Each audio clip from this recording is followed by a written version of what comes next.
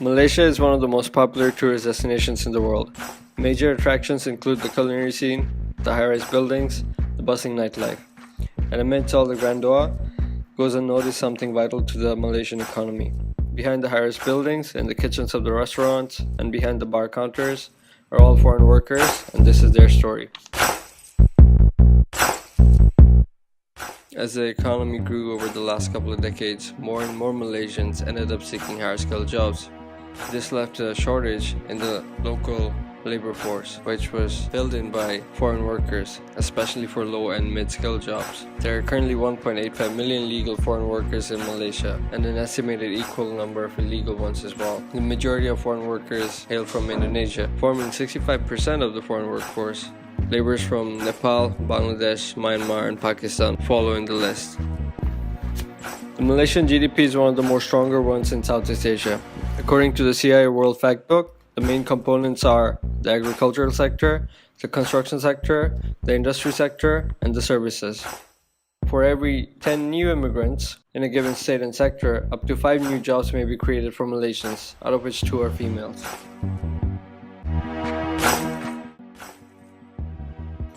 It is estimated that there are 1.85 million legal workers in Malaysia, and probably an equal number of illegal ones as well.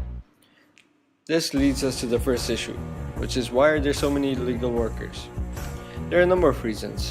One of the most common is agents seize the passports of the workers after they reach Malaysia. Another one is laborers are not always aware of the legal procedure they need to follow. And there are also some who just choose to stay back and risk it all for economic purposes. Illegal workers present various issues for the Malaysian government. It becomes harder to keep track of the GDP, revenue is lost in the form of uncollected taxes, and crimes committed by and against laborers are also an issue. But it is not only the authorities who face problems. Immigrants, both legal and illegal, face various issues as well. We spoke to some of the workers currently in Malaysia to try and get a first-hand account of what they go through. They opted to not identify themselves by name and asked us to blur their faces, a request with which we complied.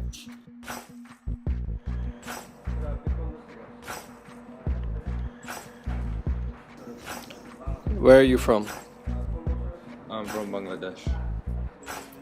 When did you come to Malaysia? I came in 2002. What was your first job? My first job was in the construction sector. What has it been like so far? My experience so far has been mixed. There are positives and negatives. It's especially hard when you first arrive. Why is that so?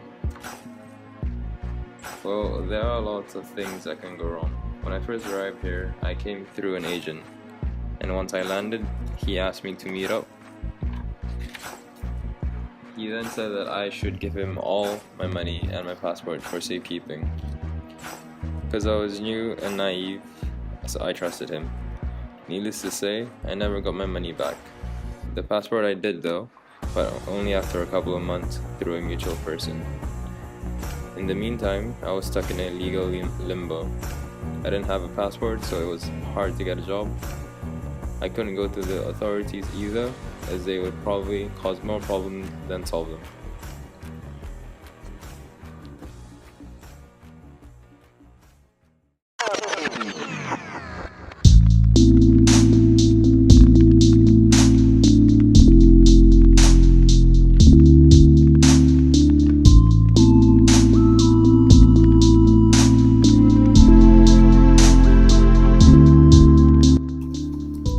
Next, we went to talk with another laborer who has been in Malaysia for more than 15 years.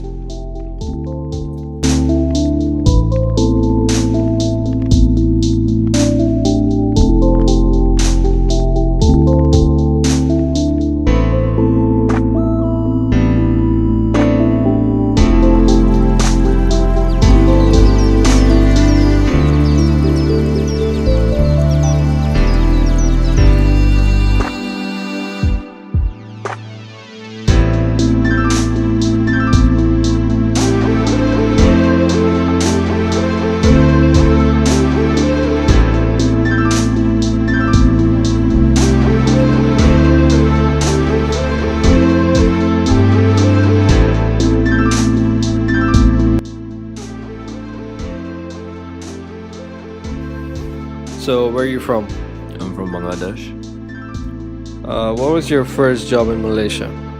My first job was the agriculture sector. So, it basically means that you were not in KL, you were in some other state far away.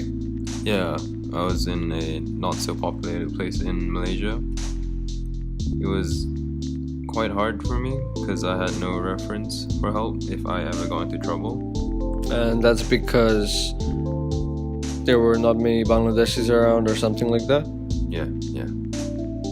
Okay, so what was one of the biggest issues that you faced over there? One of the biggest issues was that I had 30 guys in one room. And how big was the room? Was it like one of the smaller rooms that you see in KL, or a medium room? Like when you look at the condos that you worked on building, how would you do it? I would say it's a medium room, but since it's 30 guys, it's still tiny for all of us. It was cramped, it was uncomfortable. The ventilation system in the room was also quite poor, so it was hot during most of the days. So there was no aircon or anything like that? Yeah. And what about the kitchen and everything? Was it shared or what?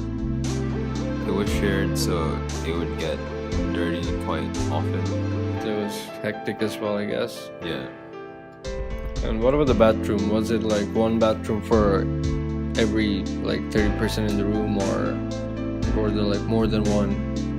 Yeah, there was also only one bathroom, so all 30 of us had to share this one bathroom. So showering in the morning for work would be very hard because everyone had to take their turns. Oh wow. So how long did you do? I mean, how long were you there for? I was in my first job for around 2 months, at least, yeah. And well, how'd you quit? So after I got my second month's salary, I got in touch with an old friend who told me about a job in KL, and because of this, I took the first ticket to KL for the next day. The journey itself took me about 5 hours, and during the whole 5 hours, I just couldn't stop thinking about how this is a big risk because I haven't seen this guy for at least 3 years, and all my hopes and dreams entrusted to this guy.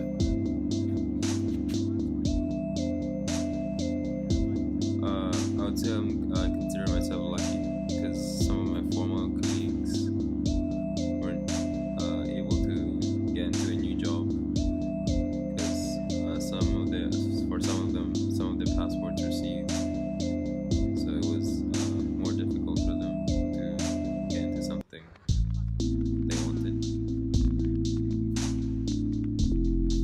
So what job are you doing right now? Now I'm in the construction sector. And you're working as a freelance or under a company or what? I'm working under a company. And what's that like so far?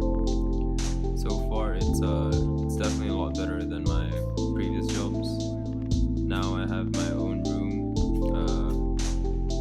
my own toilet, so now I don't have to share with other people.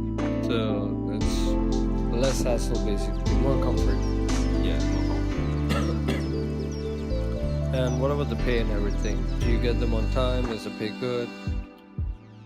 Yeah, the pay is on time. It's good. It's manageable.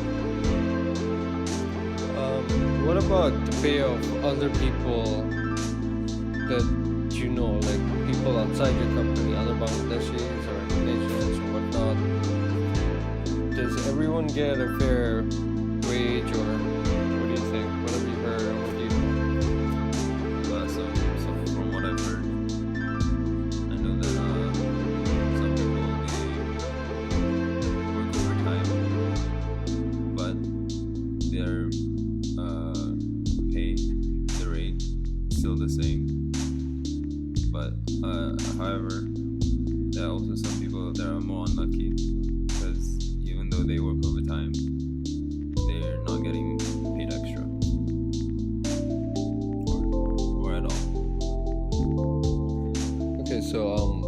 you guys do if you ever fall into any sort of trouble, like let's say legal problems or something like that? Well, whenever that happens, we try our best to not get any police involved, because sometimes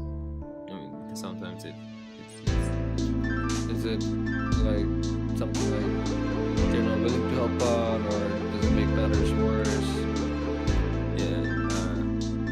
I think it's gonna make matters a lot worse. So we just don't get the police involved. What about the embassies? Well, for the embassies, it's only when serious problems come about. We go to them, but other than that, we don't really go to them because they're not willing to help us. And why is that?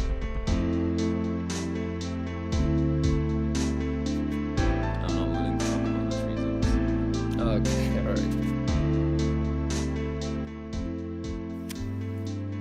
So what we can deduce from these interviews and a lot of news articles and journals is that problems exist on both the sides. The authorities face lots of problems because of illegal foreign workers. And a lot of foreign workers, both legal and illegal, face abuses as well. On one side, you have the foreign laborers who have a lot of their basic human rights stripped away. They're made to work overtime without any compensation for it. They're made to live in horrible living standards. A lot of them don't get any say in legal terms, and when they're in trouble, they don't really know where to go to. So what might be the solution to the problems of both the parties? Well, the most obvious one is if the ministries of all the countries involved get together and come up with some basic rules and guidelines and create an institution for foreign immigrant laborers. Such an institution should be made readily available to any foreign workers present in Malaysia. It should have delegates from various countries so that people from their respective countries have people they can reach out to. They can receive proper guidance on legal issues. They can get their visa or passport matters seized out. Such an institution can make sure that if passports are illegally seized from laborers who have just come into Malaysia, they have someone to report to, and the institution can investigate from there on. In the case of someone with expired visas or illegal immigrants, the institution can take them up, and instead of putting them in jail or something, they can just be deported back. If this is done, Malaysia gets to keep track of its legal and illegal immigrants, while the laborers themselves are not stripped of their basic human rights.